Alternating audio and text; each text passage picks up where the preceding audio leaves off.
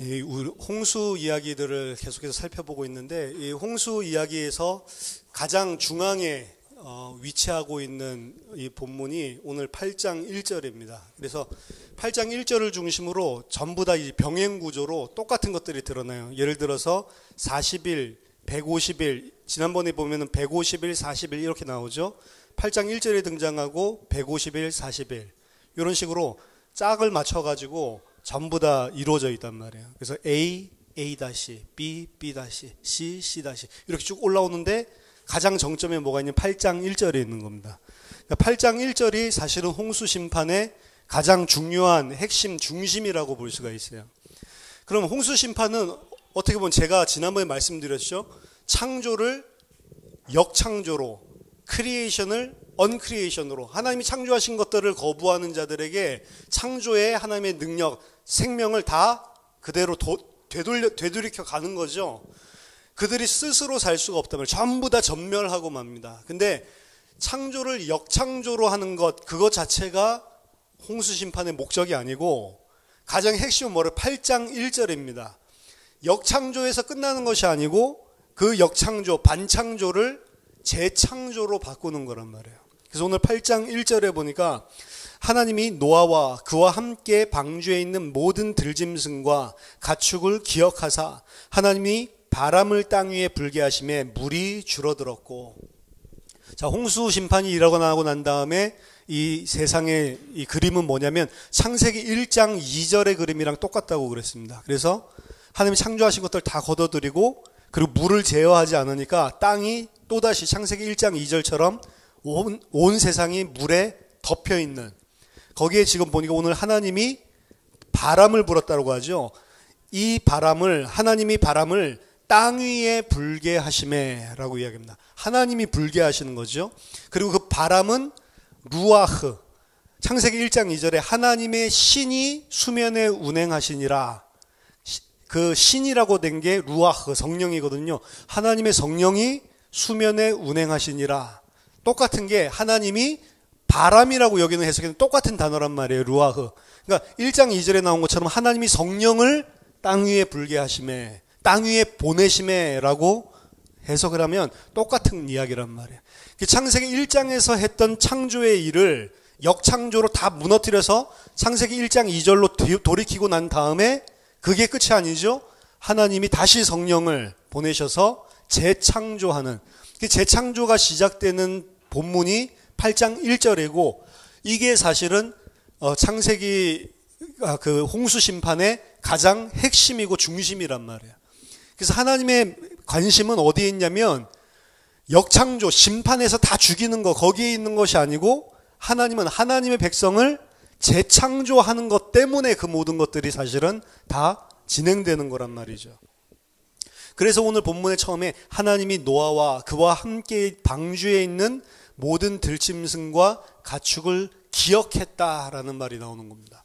기억했다는 것은 까먹고 있다가 기억한 게 아니고 하나님이 하나님의 백성들을 찾아오실 때 기억한다, 요거를 언약을 기억한다라고 하는 것들을 언약 때문에 그렇게 하신다라는 것을 표현하는 거예요. 출애굽기 2장에도 보면 이스라엘이 어려움 당하니까 찾아온 게 아니죠. 이스라엘이 어려움 당했을 때 아브라함과 맺은 언약을 기억하고 하나님께서 찾아오는 것처럼, 그러니까 이들에게 언약 때문에 하나님께서 성령으로 재창조의 역사를 하시는 것들을 보여주고 있습니다. 여기서도 똑같아요. 노아와 그리고 나머지 모든 들짐승과 가축은 어떻게 표현하냐면 그와 함께 있는, 그러니까 항상 노아는 따로 이야기를 하고 나머지 하나님의 구원의 은혜를 받은 자들은 그 노아와 함께 있는 자들로 여지없이 맨날 그렇게 표현을 하고 있어요. 희한하죠. 이게 똑같은 이야기를 반복하는 게. 노아는 예수 그리스도를 예표하는 모형이고 그와 함께 있는 자들이 구원받는 거고, 또 방주 안에 있는 자들이 방주가 예수 그리스도의 모형이기 때문에 방주 안에 있는 자들이 또 구원을 받는 거고, 일관적으로 이 홍수 심판 이야기에서는 그렇게 표현을 하고 있습니다. 하나님이 노아와 그리고 그와 함께 있는 모든 들짐승과 가축을 기억하셔서 성령을 땅 위에 보내셔서 드디어 이제 재창조의 역사들이 시작되는 게 8장에 나타나는 것입니다. 고대 근동지방의 신화들을 보면 비슷한 이 홍수 이야기들이 많다고 했잖아요. 비슷한 홍수 이야기들이 많은데 그 홍수 이야기들 전체 다 어떻게 해서 그 물이 줄어들었다라고 표현을 하고 있냐면 태양빛에 의해서, 태양열에 의해서. 태양이 비추니까, 물론 태양도 그들은 신으로 섬기고 있는 그런 우상숭배의 대상이지만 태양에 의해서 자연적으로 이게 줄어든다고 이야기해요. 근데 창세기 8장에서는 자연적인 현상으로 비가 내렸고 자연적인 현상으로 물이 줄어들었고 그렇게 표현을 하지 않고 처음부터 끝까지 홍수가 일어난 원인도 자연재해가 아니고 하나님으로부터고, 그리고 물이 마르는 것도 하나님으로부터, 하나님이 모든 것을 컨트롤하고 있다라고 하는 것을 분명하게 보여주고 있습니다. 그래서 2장에 기품의 샘과 하늘의 창문이 닫히고 하늘에서 비가 그침에, 우리나라 언어에는 정확하게 표현되지 않지만 전부 수동태예요. 기품의 샘과 하늘의 창문이 닫히고, 이건 수동태로 표현됐죠. 닫혀졌다. 누군가에 의해서 닫혀졌다라고 표현되고 있고, 하늘에서 비도 그쳐졌다. 누구에 의해서? 하나님이 그렇게 하시는 거예요. 하나님이 성령으로 재창조를 시작하시니까 그 하나님의 창조가 다시 시작되는 겁니다. 다시 궁창이 막히고, 그리고 궁창 아래에 있는 물들이 줄어들기 시작하는, 창세기 1장의 이야기들을 그대로 반복을 하고 있는 게 재창조입니다, 사실은. 8장 3절에 보니까 150일 또 등장하죠. 150일 후에 줄어들고, 그 8장 6절에 보니까 40일 또 등장하죠. 40일. 150일과 40일은 뭘 상징한다고 그랬죠? 심판. 하나님의 심판. 하나님이 내리시는 저주, 심판. 이걸 의미한다고 그랬습니다. 그래서 이스라엘과 유다에게 내리셨던 그 심판을 150일 그리고 40일 그렇게 이야기했죠.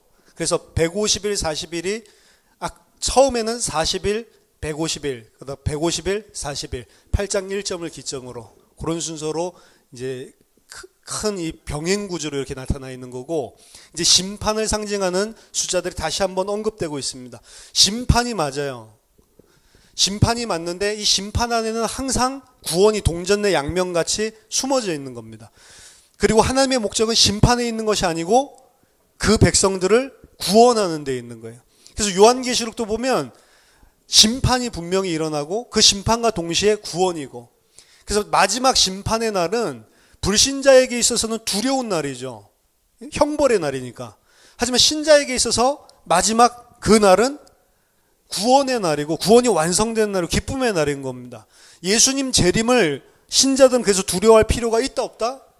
없는 거예요. 그렇죠? 예수님이 오신 때 신자들은 우리를 구원하셔서 하나님과 영원히 함께하는 백성으로 하나님 나라로 실제로 들어가는 그 시간표가 되는 거고, 불신자들에게는 심판이죠. 근데 예수님의 재림을 왜 두려워하냔 말이에요. 그렇죠? 이상한 그 전천년설에 빠져가지고 막 예수님 오시기 전에 막 핍박 오니까 나 때는 안 오면 좋겠다 이런 생각을 하는데, 지금이 바로 그 시간표라니까요. 우리 계시록 하면 살펴봤죠. 지금이 바로 그 심판 받고 있는 때라고. 나중에 무슨 뭐 바코드 받아라 뭐 그런 거 상관없이 1000년 전에 살았던 신자도 똑같은 그 생을 살았던 거고, 지금이 바로 마지막 환난 시간이라니까. 근데 그 예수님이 오시면 우리 거기서 빠져나오는 건데, 영원한 몸을 입고 하나님과 왕노릇하며 살게 되면 그거 왜 두려워하냔 말이에요. 그렇죠? 빨리 오면 올수록 신자에게는, 성도에게는 좋은 거죠. 그렇죠? 지금 당장 와도 좋은 거죠. 그렇죠? 당장 오면 좋겠죠. 사실 내일 출근 안 해도 되고 영원히 쉴 수 있으니까. 그렇죠? 그 심판이라고 하는 것은 불신자들이 두려워해야 되는 거고, 그래서 양자의 영을 받지 못한 자들은 두려워한다고 그랬어요. 두려움에는 형벌이 따른다고 그랬습니다. 예수님 재림하시는 거 여러분 두려워하면 안 돼요. 두려워하는 게 아니고 아멘 주 예수여 오시옵소서, 빨리 오면 좋은 거죠 사실은. 그렇죠? 그러니까 신자에게는 구원의 시간표예요.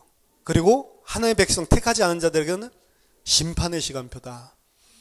하나님께서는 그 가운데 심판의 목적이 있는 게 아니고 노아와 그와 함께 있는 짐승들을 기억하시고, 그렇죠? 창세전 언약 속에 있는 그 백성들 기억하셔서 그들을 재창조하는, 새로운 창조를 하는데 하나님의 모든 포커스가 있는 겁니다. 이 홍수 심판 이야기 전체가요. 자, 일곱째 달 곧 그 달 4절에 11의 날에 방주가 아라랏산에 머물렀으며, 방주가 드디어 아라랏산, 다른 것들은 아무것도 보이지 않는데 이제 물이 조금씩 줄어들기 시작하는 거예요. 하나님이 창을 닫으시고 성령이 부니까 물이 조금씩 줄어들기 시작하는데 아라랏산에 걸렸대요. 아마 제일 높은 산을 이야기하는 것 같은데 아라랏산에 머물렀으며 라고 이야기하죠. 머무르다라고 하는 단어가 머무르다가 아니에요. 누아라고 하는 단어예요. 누아라고 하는 건 노아 이름에서 온 거예요. 노아 이름이 안식을 주는 아들이라고 이야기했죠. 누아는 안식하다예요. 방주가 안식했다 이렇게 이야기하는 거예요. 그러니까 방주가 심판을 받고 우리 대신 저주를 받고 하나님의 심판의 물을 전부 다 온 몸으로 방주가 받아내죠. 그렇게 해서 방주가 우리를 어디로 데려가냐면 아라랏산에 가는데 그 아라랏산에 안식을 했다라고 표현을 해요. 아라랏이라고 하는 표현은, 아라르라고 하는 이야기는 지난번에 한번 설명했죠. 저주라는 소리, 저주. 그러니까 방주가 우리를 대신해서 심판, 죄에 대한 저주를 다 받아준다고. 근데 아라랏 그렇게 하면, 아라르는 저주고 아라랏 이렇게 하면 저주가 되돌이켜졌다. 저주가 되돌이켜져서 우리를 안식하게 했다라고 요 이야기가 하고 있는 거라고요. 그러니까 우리 대신에 모든 저주를 대신 방주 예수 그리스도가 받아주셔서 그 방주 안에 있는 자를 어디로 끌고 가냐, 저주가 되돌이켜져서 안식할 수 있는 곳으로 데려가는 걸 보여주고 있다고요. 또한 아라랏이라고 하는 산 이름의 의미는 거룩한 땅이라는 의미도 있어요. 그러니까 우리를 어디로 끌고 오냐면 그 방주 안에 우리를 담아서 거룩한 땅, 하나님이 계신 땅으로 우리를 데리고 가는 거예요, 사실은. 그래서 40일이라고 하는 게 나오는 것도 꼭 모세가 거룩한 산에 올라가서 40일 동안 하나님을 만나는 것들을 여기서 비유하고 있기도 한 것입니다. 그래서 예수 그리스도를 통해서 그 안에 있는 자들은 방주가 대신 저주와 심판을 다 받고, 그들을 방주 안에 있는 자들 하나님이 어디로 인도해요? 아라랏산으로, 거룩한 땅으로, 그곳에서 안식을 누리고 그곳에서 저주를 돌이키는 곳으로 하나님이 인도하신다고요.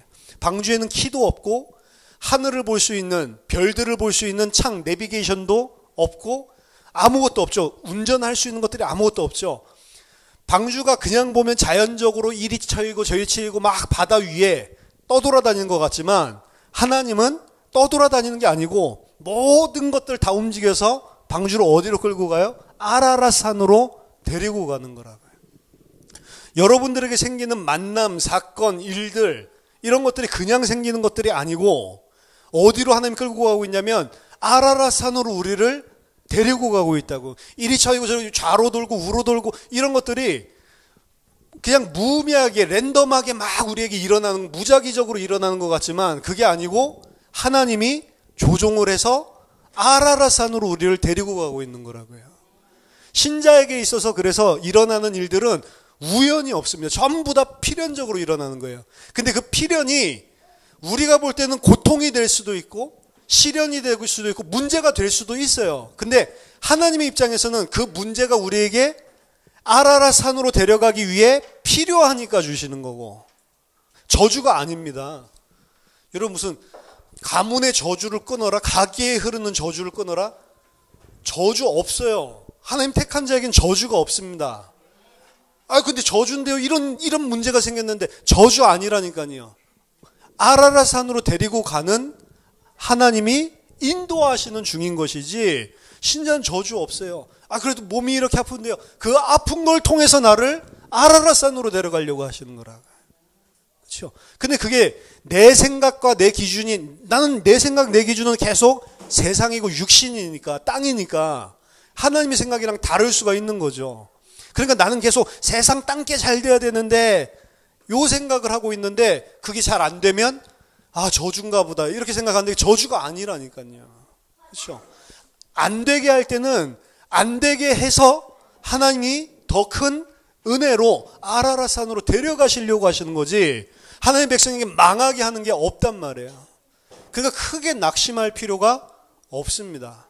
내가 생각할 때 뭐가 잘 돼도 그것 때문에 크게 흥분할 필요도 없고, 내가 생각한 게 잘 안 돼도 그것 때문에 크게 낙심할 필요가 없고, 하나님이 이 일을 통해서 어떻게 나를 그 아라랏산으로 인도하시는지를 보면 되는 거예요. 하나님이 노아를 기억하고 있고 그와 함께 있는 배, 그 방주에 모든 포커스가 있다니까요. 그래서 그 방주를, 말도 안 되잖아요. 그 우주해가 있어가지고, 그런데 어떻게 물이 딱 감았는데 첫 번째 봉우리가 보인 산이 아라랏산이, 어떻게 딱 물이 감았는데 거기에 딱 걸리게 만드냐고. 그 넓은 바다에서. 여러분, 온 지구가 전부 다 물로 가득 차 있고 조각배 하나가 떠다닌다고 생각해 보세요. 그런데 가장 높은 산, 에베레스트 산이라고 치면 어떻게 딱 물이 감아는 그 시간표에 딱 그 위에 있냐고. 우리는 모르지만, 그 아래에 무슨 아라랏산이 있는지 없는지 모르지만 하나님이 움직여가지고 거기로 끌고 가신 거잖아요. 그렇죠? 노아가 노졌거나 별자리를 쳐다보고 항해를 한 게 아니잖아요. 하나님이 하시는 거잖아요. 그래서 우리를 안식하도록, 방주 안에 있는 우리들이 안식하고 그 저주가 돌이켜지고 재창조의 그 축복을 줄 수 있는 그 장소로 하나님께서 인도하시는 모습을 보여주고 있습니다.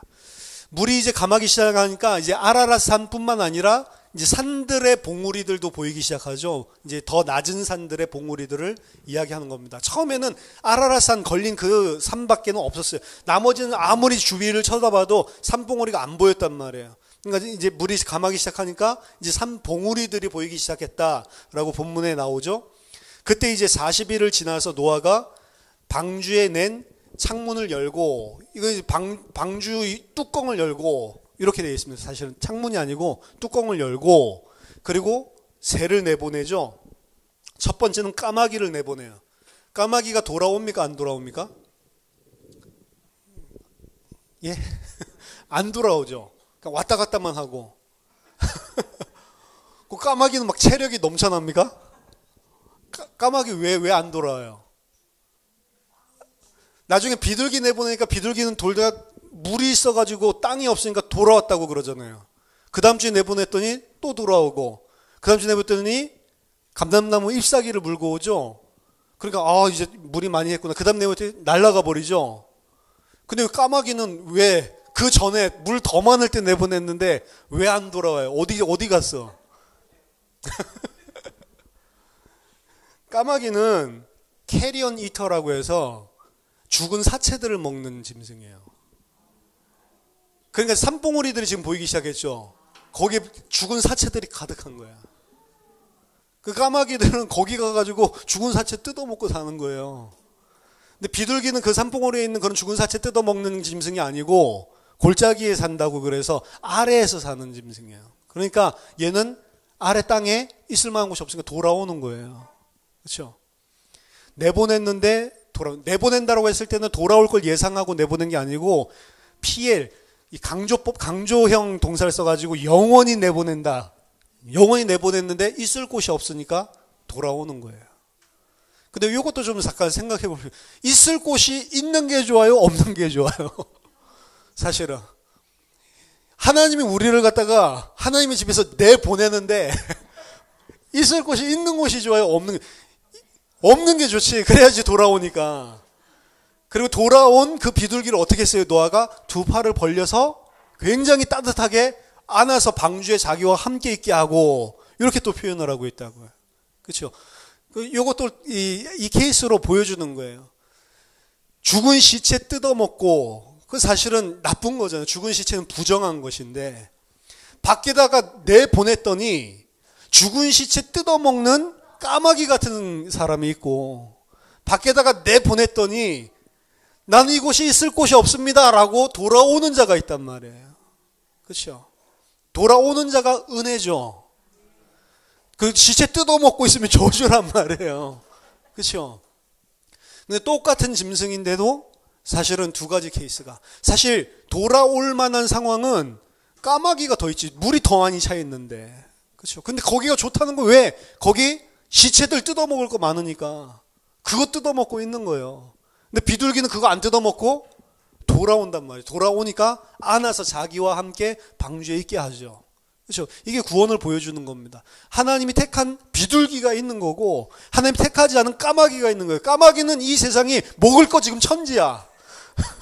다 싹 죽어버렸으니까 얼마나 먹을 게 많은지.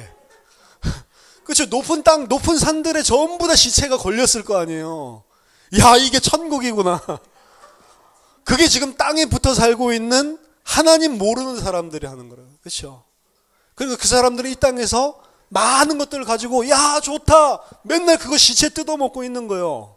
그렇죠? 절대 방주 돌아갈 이유가 없는 거죠. 이제 내 세상이지. 그렇죠? 한 마리만 내놨으니까 안 그래도 뭐 몇 쌍 들어갔는지 모르겠는데 다 내보냈으면 경쟁자라도 있을 건데 한 마리 내보내니까 이거는 완전 이 시체 다 내 거야. 얼마나 좋겠습니까?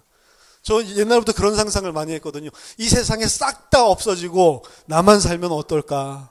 대신에 모든 그 뭐 가게나 아이스크림 뭐 이런 것들 다 돌아가고 그런 거 없이 그냥 살아남으면 힘드니까 내가 먹을 것들 이런 세상은 다 돌아가면서 나 혼자 있으면 와 진짜 좋겠다. 그러면은 그냥 자동차도 내가 몰고 싶은 거 보고 그냥 몰면 되고 호텔도 내가 가고 싶은데 가면 되고 그러면 다 없애는 건 좀 그러니까 전부 다 멈춰있고 나만 살아서 돌아다니면 좋겠다. 뭐 그런 이상한 쓸데없는 생각들을 많이 했는데 까마귀는 지 세상 만난 거죠. 그렇죠? 야 나밖에 없는데 이렇게 먹을 게 많아. 방주로 절대로 안 돌아가는 겁니다. 근데 비둘기는 아무리 쳐다봐도 자기가 먹을 게 없어. 까마귀는 좋다고 그거 뜯어먹고 있는데 비둘기는 그걸 못 먹겠는 거예요. 그게 자기랑 안 맞는 거야. 절대로 이런 땅에 있을 수가 없어. 이자는 물이 많아서 이 땅에 살 수 없다라고 생각하고 돌아오죠. 근데 물은 심판 저주잖아요. 그렇죠? 그러니까 오히려 하나님의 백성이 이 땅에서 고통과 어려움을 당하는 게 맞아요. 이 땅에 소망이 없게 만든다고. 여러분의 믿음의 수준이 이 땅에 소망이 있어도 이거는 더러운 시체야. 난 방주로 돌아가야 돼. 이런 실력 있는 진짜 믿음이 있으면 하나님도 그렇게 해주고 싶은데 그런 실력 있는 믿음이 없어.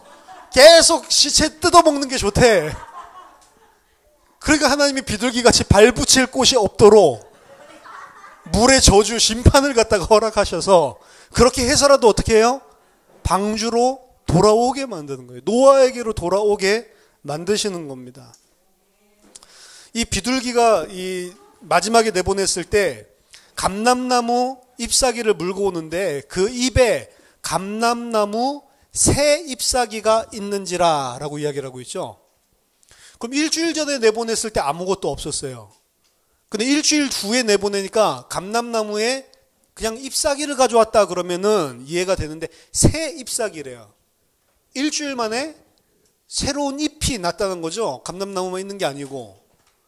그래서 이거는 새 잎사귀를 물고 왔다라고 하는 거는 창세기 1장에 보면 물이 줄어들고 난 다음에 하나님이 셋째 날에 그 푸른 풀들과 나무들이 나게 하죠. 창조로. 그래서 지금 물이 줄어들고 새 잎사귀가 났다는 거는 세 번째 날에 일어났던 그 일이 일어난 거를 이야기하는 거예요. 그 새 창조를 이야기하고 있는 겁니다. 그래서 언크리에이션에서 리크리에이션, 재창조로 하나님께서 새롭게 똑같은 과정을 통해서 성령이 불고 그리고 물이 가라앉고 그리고 나뭇잎이 셋째 날에 나온 것, 그거를 이야기를 하고 있는 겁니다. 또 7일을 기다려 비둘기를 내놓음에 다시는 그에게로 돌아오지 않았다. 근데 좀 이상하지 않으세요? 왜 노아가 계속 새를 내보내보죠? 물론 까마귀, 비둘기 뭐 여기에 좀 전에 이야기한 부분에 의미를 우리가 찾을 수도 있지만 왜 새를 내보내요? 이제 방주에서 나갈 수 있나 없나 보자.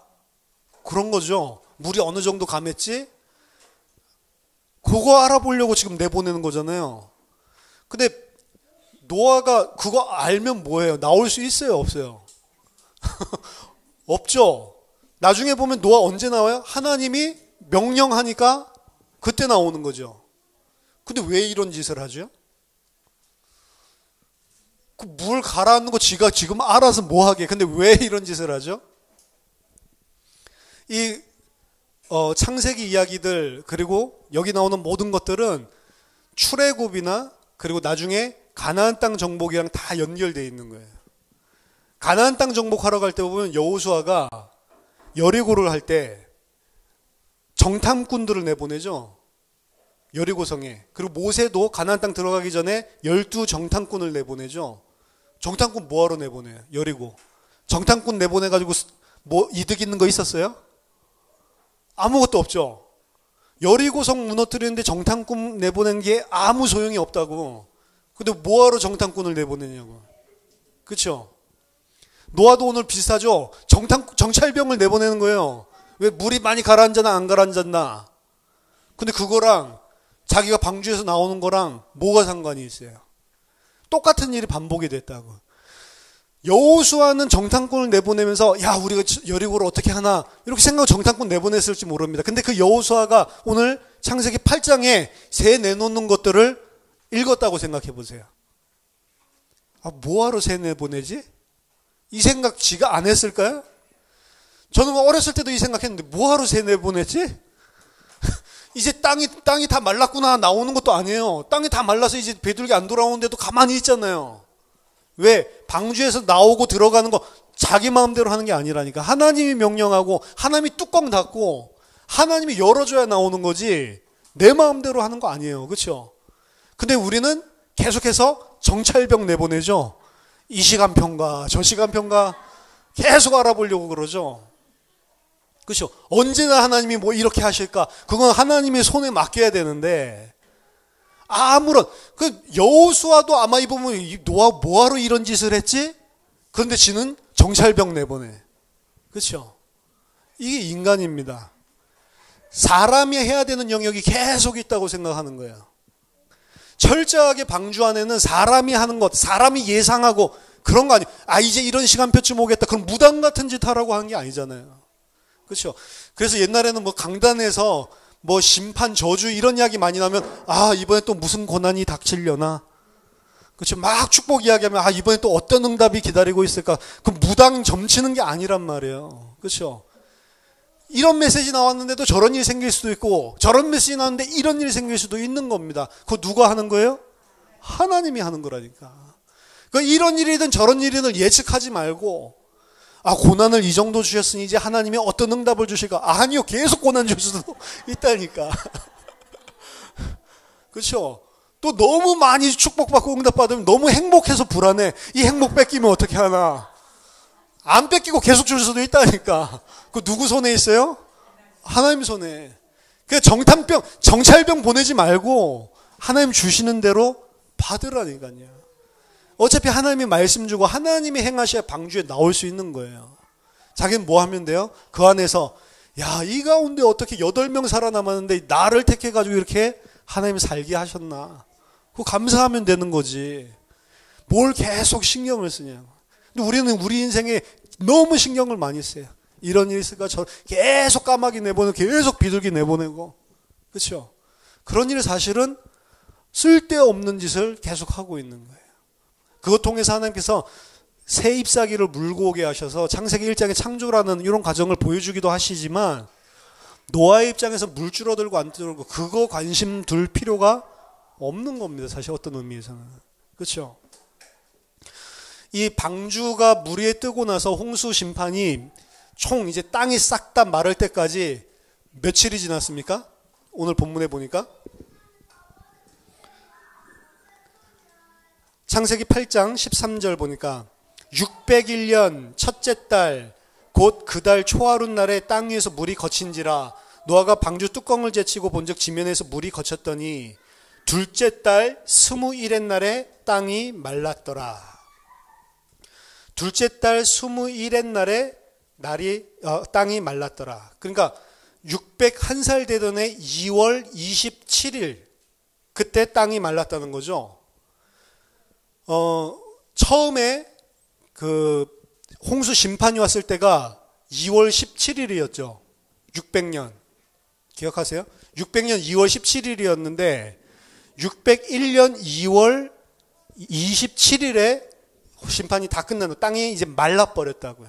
그렇죠? 그러면 1년하고 11일. 1년 11일입니다. 그럼 좀 이상하죠. 1년 11일.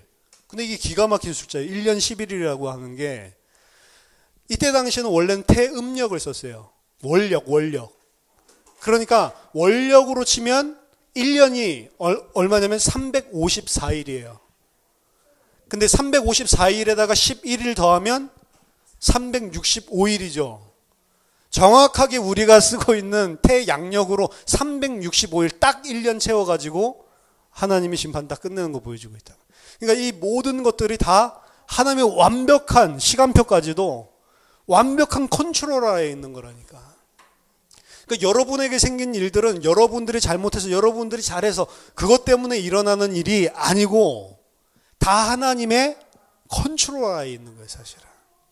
그래서 여러분들이 잘해가지고 좋은 일이 생겼다. 그것도 하나님이 허락해서 있는 거고, 잘했는데도 뭔가 일이 잘 안 풀렸다. 그것도 하나님이 허락해서 있는 거고. 그래서 재수 없다라는 말은 없어요, 우리들에게.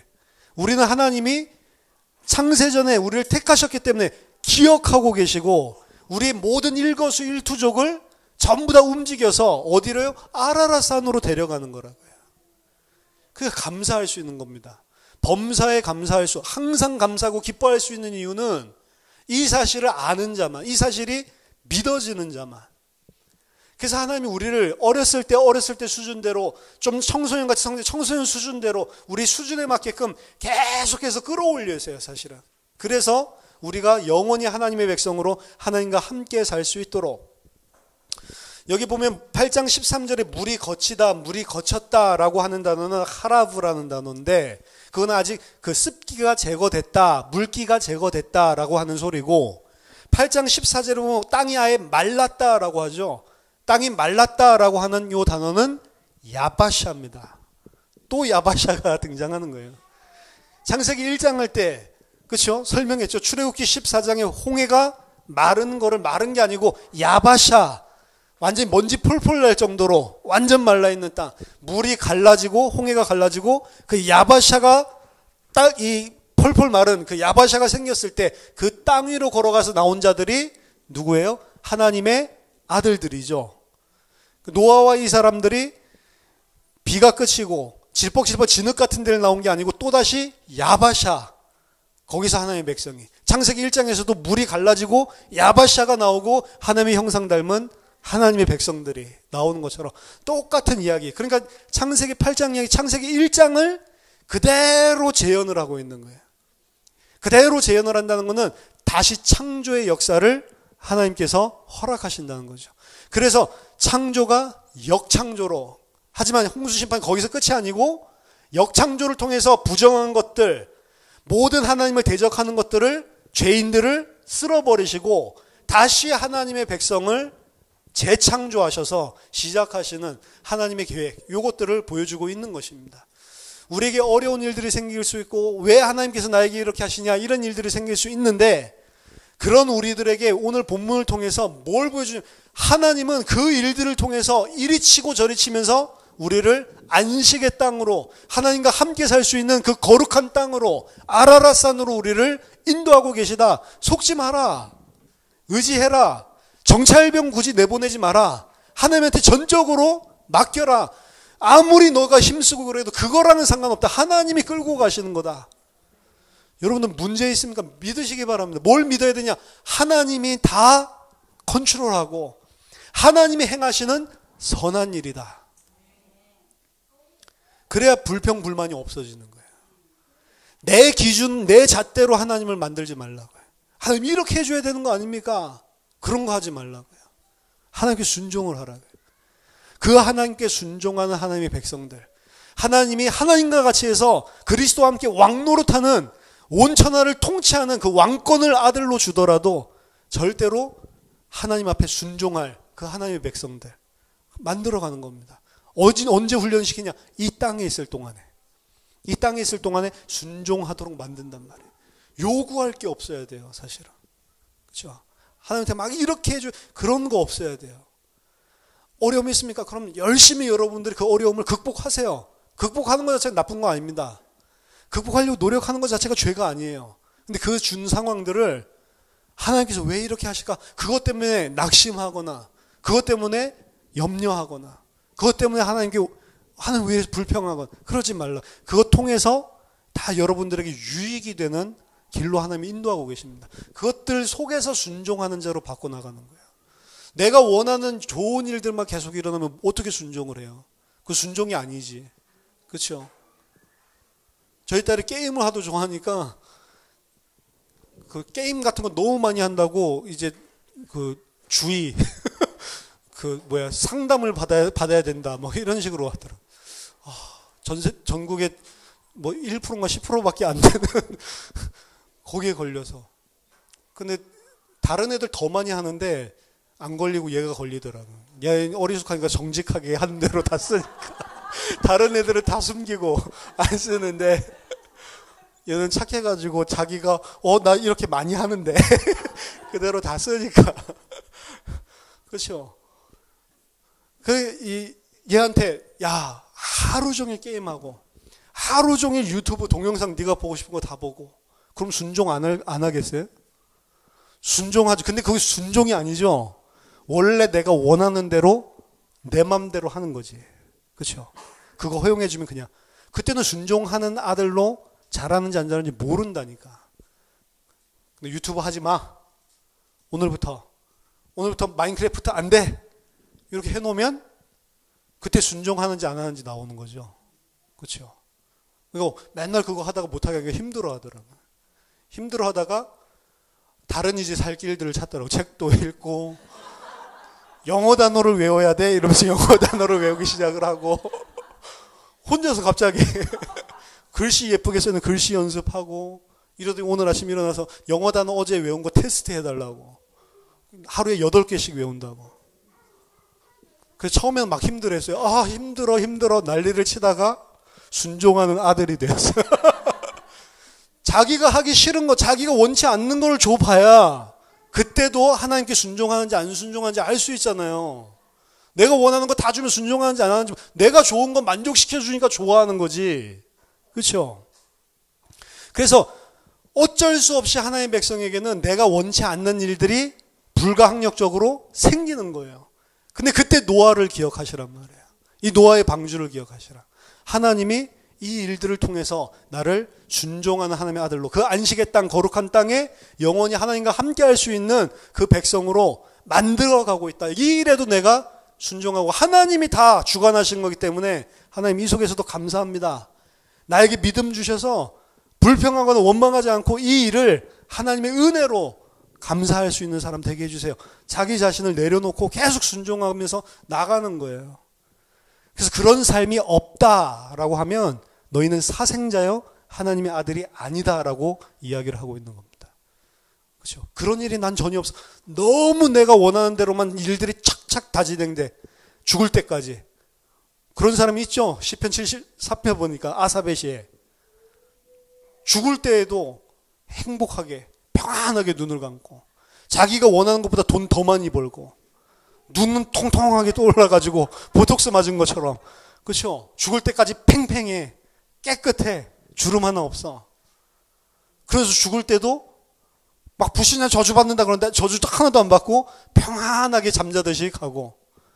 야, 너무 좋다. 하나님 축복인가? 축복은 걔 사생자라니까. 그렇죠? 까마귀라니까. 너무 먹을 거 많네. 이래가지고 다 뜯어먹고 다니는 거예요. 저와 여러분들은 비둘기입니다. 내보내놨더니 있을 곳이 없어. 난 여기밖에 있을 데가 없어요. 다시 돌아오고. 그 하나님 받아주고. 그렇죠? 억지로 영원히 내보내도 돌아온단 말이에요. 왜? 하나님이 택하신, 하나님이 기억하시는 언약의 백성이니까. 저와 여러분들이 짧은 이 노아 이야기지만 그 재창조를 하시는 재창조, 우리는 사실은 역창조된 인간들이 죄로 완전히 부패한 이 속에 우리를 재창조해서 새 피조물로 만들어 나가는 그게 사실은 창세기 8장 1절부터 쭉 여기서 이야기해주고 있는 오늘 본문의 핵심적인 이야기입니다. 우리 안에 지금 재창조를 하고 계시다고요. 저와 여러분들이 비둘기처럼 언제든지 다시 방주로 그리스도로 돌아오고 그 안에서 손을 뻗어서 그를 품어서 안식해 주시는 그 안식 속에 들어가시고 그 하나님이 아라랏 산으로 인도한다는 사실을 아시고 언제든지 순종하고 감사하는 그런 하나님의 백성으로 성장하게 되기를 예수 이름으로 축원합니다. 기도하겠습니다. 하나님 아버지 은혜를 감사드립니다. 죄와 폐악으로 물들어 있고 이 땅의 것으로, 이 세상의 것, 육신의 것으로 가득 차 있는 부패한 저희들에게 하나님 재창조의 영으로 우리 속에 역사하셔서 이제 아라랏산에 그 저주를 돌이키고 안식할 수 있는 땅에 하나님의 땅으로 거룩한 곳으로 우리를 인도하고 계신 하나님께 감사를 드립니다. 이 과정 저 과정들 속에서 하나님 여러 가지 문제 사건들이 있을 수 있지만 그 속에서 하나님 경외하기를 배우고 하나님께 순종하는 하나님의 아들들이 될 수 있도록 우리에게 믿음과 은혜를 날마다 더하여 주시고 하나님 이 땅의 것을 하나님 즐거움 삼고 힘 삼고 이 땅의 것을 재미로 삼아서 하나님을 떠나는 까마귀 같은 인생이 아니라 언제든지 주께 돌아오고 주와 함께 안식하는 비둘기 같은 인생들 될 수 있도록 주의 성령으로 우리의 마음과 생각을 지켜 주시옵소서. 문제 있는 자 있습니까? 고통 있는 자 있습니까? 그 속에서도 하나님의 손길을 알게 하시고 하나님께 감사하는 하나님의 백성들로 성장시키는, 단련시키는 소중한 시간이 될 수 있도록 주님 성령으로 인도해 주시옵소서. 예수 그리스도 이름으로 기도하옵나이다. 아멘.